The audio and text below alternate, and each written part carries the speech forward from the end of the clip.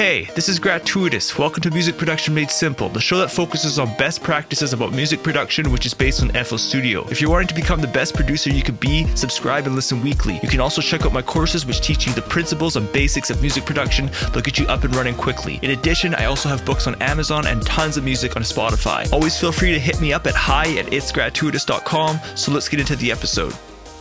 All right, hey, what's up, everybody? Welcome to episode number 11. In this episode, we're going to be talking about what is the goal of mixing, as well as the analog versus digital debate. This is something that's kind of bothered me more in recent years when it comes to the analog and digital world. Just want to talk a little bit about some personal stuff. So I recently just bought a new skateboard. I'll take a picture of it and post it on this actual episode page. My buddy, he got a whole bunch of blank decks shipped out to him, and whenever a skateboard kind of gets old or whatever, I'll just purchase one from him. The most recent one, he had blue grip tape, so we put some blue grip tape on, and then I spray painted it yellow, and then he has this cool little stencil where we just spray painted some kind of like letters with a stencil. It's just kind of fun, just kind of like making your board unique. Also, another reason why I did that is because it's nice to know your nose from your tail as you're skateboarding. Another thing I've been working on like the business side of things is I've actually been trying to get my courses into a lot of different distributors. So I've been dealing with like a lot of contracts, a lot of kind of meticulous tasks like re-exporting videos a certain way, or just kind of adjusting like the artwork, because every single distributor might have different specifications. And with my catalog now, it's constantly growing. I now have 18 courses.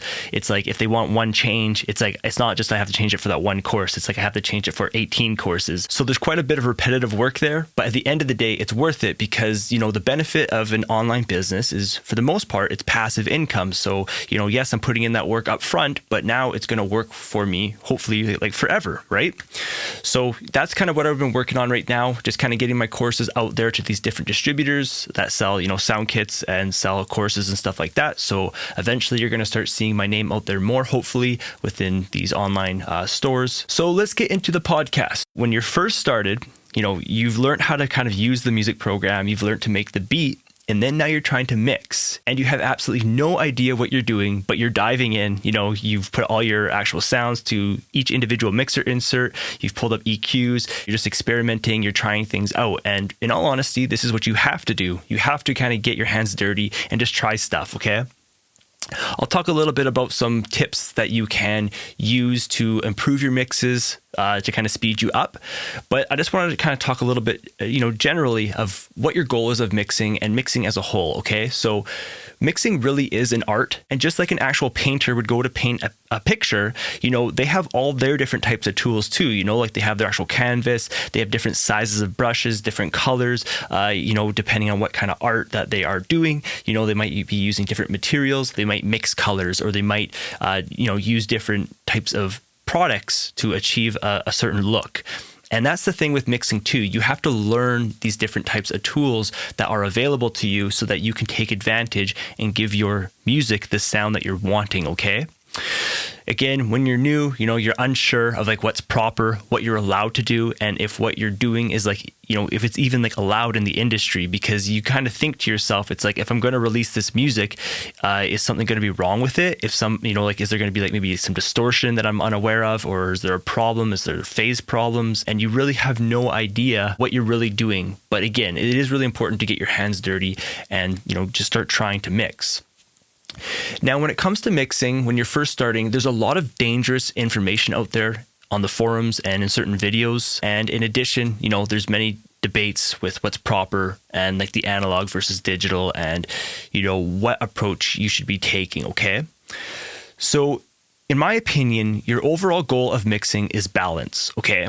And that's something that I've discovered later on as I've been mixing my music. When I first started, I was always trying to get each individual instrument to really stand out, okay? And when you do this, many times you can actually take away from your song, because like what you want to be listening for in your song is, does your song sound like a song? Okay, so when you hit play, does the song actually sound full? Does it sound like, you know, it's enjoyable, it's a nice rhythm, and it's just nice and full, right? That's what you want to be listening for.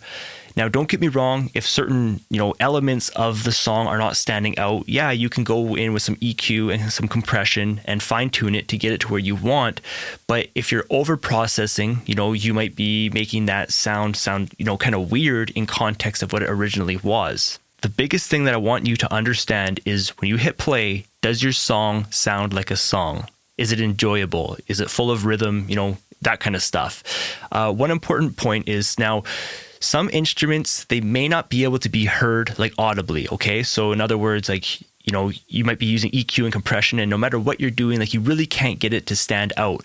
But the thing is, as soon as you actually remove that instrument, through soloing or through muting, sometimes you can actually instantly hear that, oh, wow, now the song's missing something, okay? So let me repeat that one more time. So if you're working on your track and if there's like that one instrument, and this is typically like a pad or something like that, if there's that one instrument where you just can't get it to stand out how you'd like, but the thing is, as soon as you mute it, you'll actually hear that your song is missing an element. It's missing its fullness. But as soon as you add it back in, you hear the fullness, but you really can't hear that instrument audibly sometimes.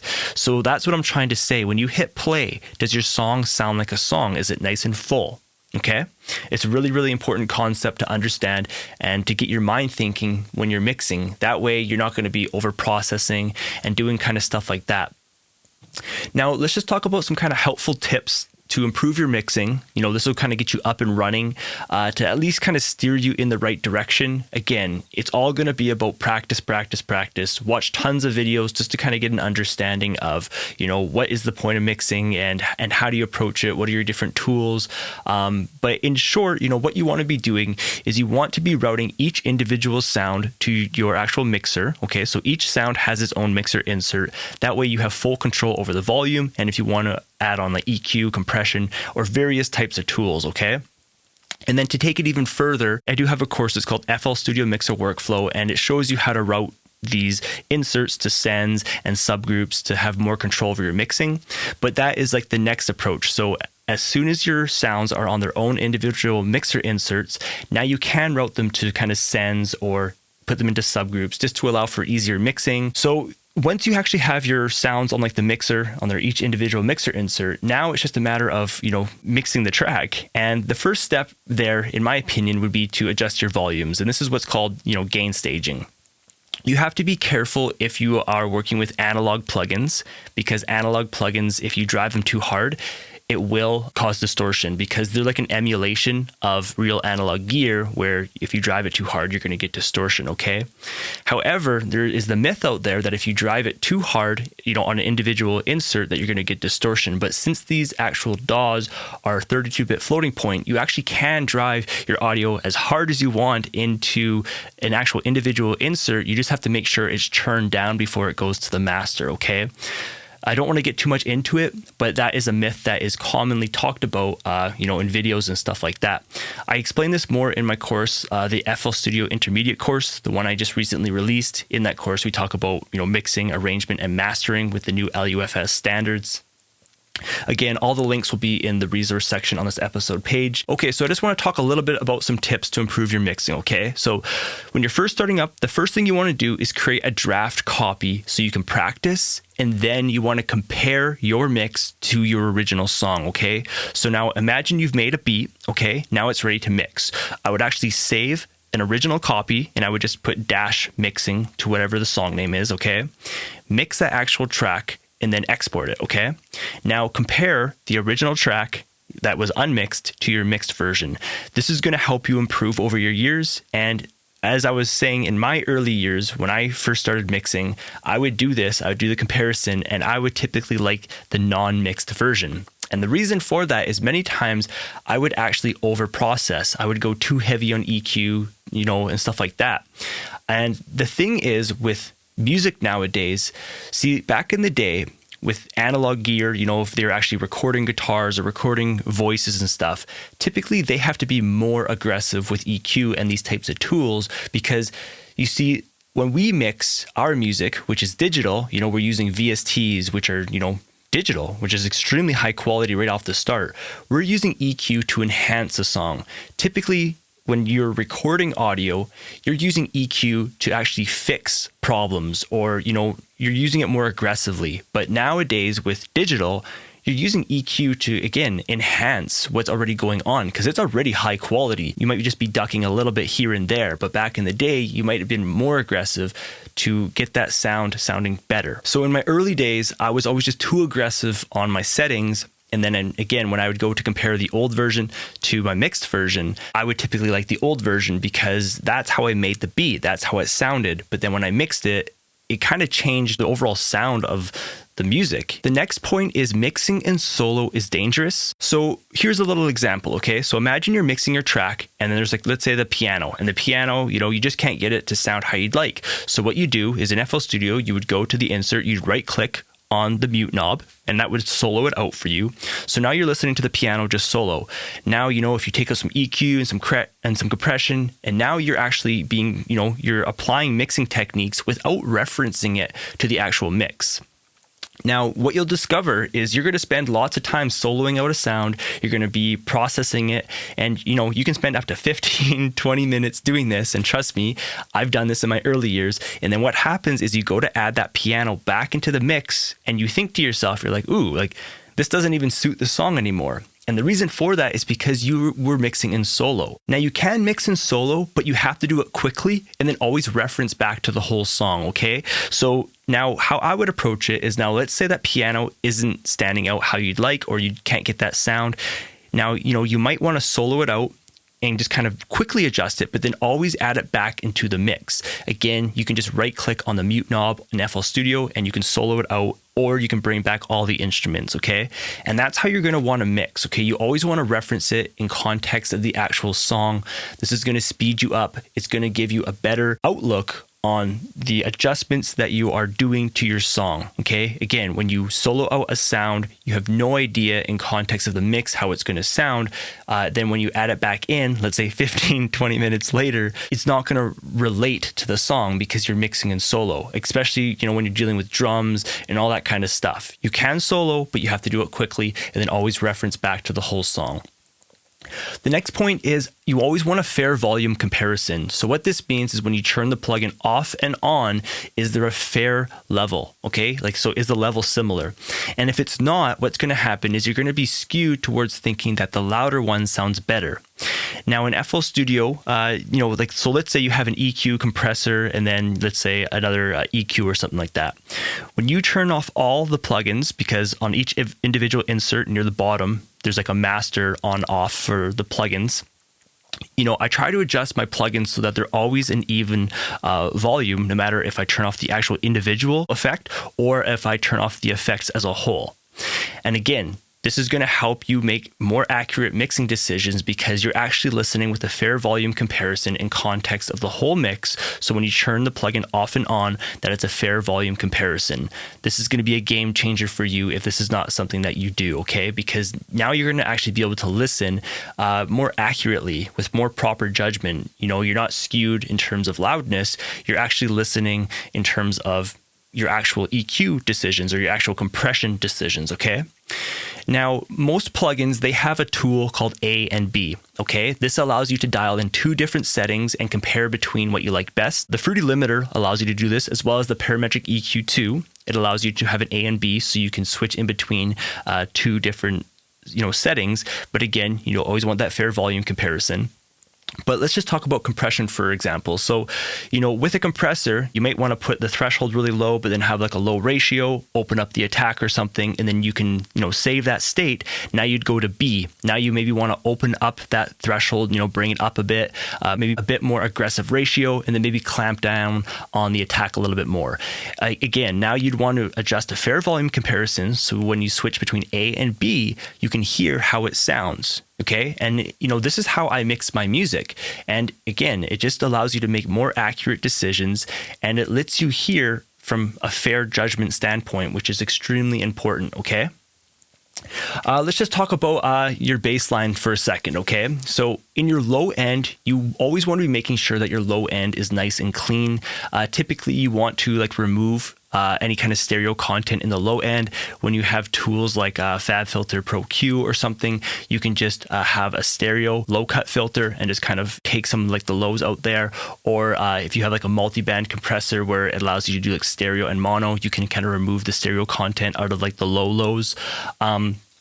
And the reason for this is just so that your actual low end is mono, and therefore it's not going to be skewed if it goes to like a mono system. You know, you always know that your mono content is hitting nice and hard, it's nice and clean. But with that said, if your actual low end isn't clean, typically what you'll want to be doing is, you know, you want to sidechain compression. So your kick drum, you want to allow it to kind of reduce the volume of the bass line. Now I actually have a track that I was working on, and I just want to show you when it comes to the bass line where we can be using this sidechain compression to help that kick drum stand out and make it not clash with the bass line, okay?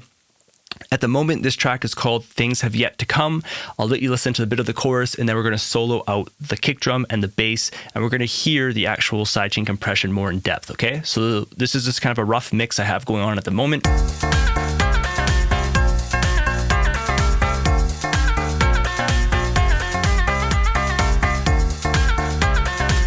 Okay, so what I'm going to do is I'm just going to solo out the kick and the bass, okay? And we're going to listen to those together. Okay, so this is how I have it mixed. So what you should be hearing is the kick drum is a lot cleaner and it's not fighting with that bass line. I'm going to turn it off. Okay, so one thing that I'm hearing is that there's not much groove going on, as well as that bass line is a bit muddy, right? It's kind of fighting with the kick drum. So I'm going to enable it.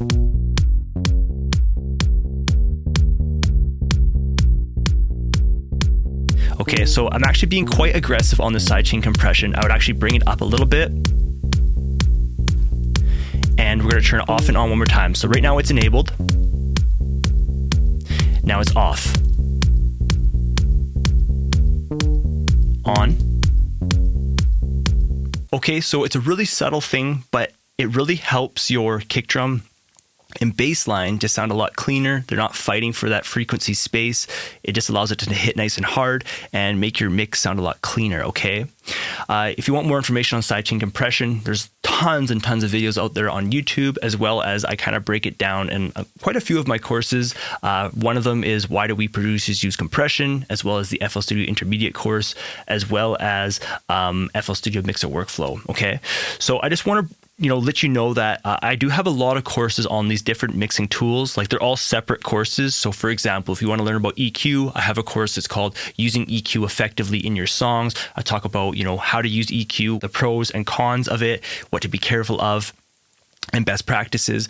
If you want to learn about compression, again, I have Why Do We Producers Use Compression. I also have this FL Studio Intermediate course, and that's going to teach you mixing, arrangement, as well as mastering with the new LUFS standards, okay? Again, all the links will be in the resource section of this episode.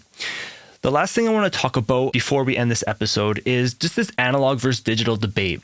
Now, for those of you who have listened to the first episode, so I am actually an electrician. So what that means is that I have gone to school. I understand about, electricity for the most part, when in the theory with volts, amps, ohms, and Ohm's law, and all that kind of stuff.